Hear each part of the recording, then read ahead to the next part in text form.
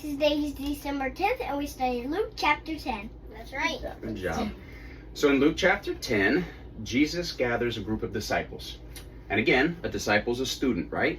So he is teaching these people. And this group is about 70 to 72 people big. It depends on what version of the Bible that you read. He splits them into groups of 2, and he sets them out. He gives them the power and the authority to go out and spread the good word while healing those that he meets along the way. He says the harvest is great, but the workers are few. Meaning there is a lot of work to get done. If we're going to grow the kingdom, we need all of the disciples that we can get. So he sends them out. And as they start to go, he tells them, anyone who accepts what you say accepts me. Anyone who rejects what you say rejects me, meaning they also are rejecting God. So the challenge there is if we have been exposed to Jesus, if anyone has introduced us to Jesus, the work is done. It's now on us. Have we accepted Jesus and accepted God, or have we rejected him? So they come back and they're so excited. Oh, Lord, you would not believe the demons that we were driving out. And having this power was exciting for them.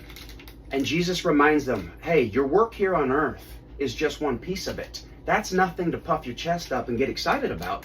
The true work is the eternal gifts, the eternal rewards that you will recognize once you get to heaven. Trust that the work you do today will pay off when you get to heaven. So he then goes and he sits before God and he's in prayer and he says, God, thank you. Thank you for those that follow their hearts, that don't let their heads get in the way.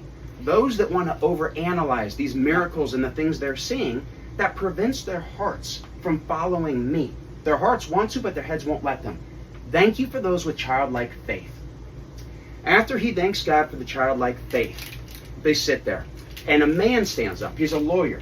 And he says, Jesus, how do I inherit the eternal life? And Jesus says what? What does the law of Moses say? What is the greatest commandment? Julius, what's the greatest commandment? To love your God Almighty, and with your heart, your soul, your strength, and love your neighbor. And your mind. And love your neighbor as you love yourself. Yes. And that doesn't just mean your neighbor next door. It means love everyone. Exactly. That's right. Because the man says, wait a second. Okay, so I love my God with all my heart, all my soul, all my strength, and all my mind. And then I'm supposed to love my neighbor as I love myself. Who? Who is the neighbor? And that's exactly right, Winston. Because Jesus goes into the parable of the Good Samaritan. You have this man traveling from Jerusalem down to Jericho. And some thieves come and they beat him up. They rob him. They leave him there lying on the side of the road to die. And a priest walks by. And the priest doesn't do anything about it. Then you've got a Levite that walks by, doesn't know how to do anything about it. And of all people, there's a Samaritan. Now the Samaritans were at odds with those from Jerusalem. So if anybody were to walk by, it would be this Good Samaritan. And instead the Samaritan stops. And he gives the attention and the love and the compassion to bring this man and to start to heal him, to put him into a home, to give him money to provide for him. So the message, the takeaway there for us is you can't let your political party or your stances there or your religious affiliations or your social circle dictate who you want to share your heart and who you want to share the gifts that God has given you with. Our job is to take care of those who are in need. We've all been blessed with gifts. It's up to us to do the right thing with those gifts. It's up to us to slow down in this busy life, to have the margin to identify when somebody's in need, and to recognize, God, you've blessed me with something that I can share with this person, leaving them better than I found them. After he goes through the parable of the Good Samaritan, we finish. Jesus goes over to the home of Martha, and her sister Mary is there. And as he comes in, Mary sits at his feet, and she cannot get enough of his stories. Meanwhile, Martha's busting her tail all around the house, getting the meal prepared. And she gets frustrated.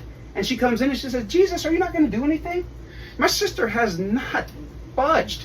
She hasn't lifted a finger. Do you see the work I'm putting in to try to host you? And he says, Martha, slow down. Mary's got this right. And what he's alluding to is life is busy. But what comes first, what we should prioritize our lives around, is a genuine relationship with Jesus. Genuine conversation with Jesus. That trumps all of the other things, right? Like, Lord, I'll talk to you, but first I got to run the kids to school. Lord, I'll talk to you, but first I've got to do this one work project. Lord, I'll talk to you, but I got to get the bills paid. I've got to go over here. I've got to go grocery shopping. There's all of these needs in life that we have, the right responsibilities. Yeah. And God says, that's fine, tend to those, but first, pursue me in a genuine relationship, and everything else will fall in order. That's when you get the big picture. Yep. And that's how we close out chapter 10. All right. Good job, guys. Thanks.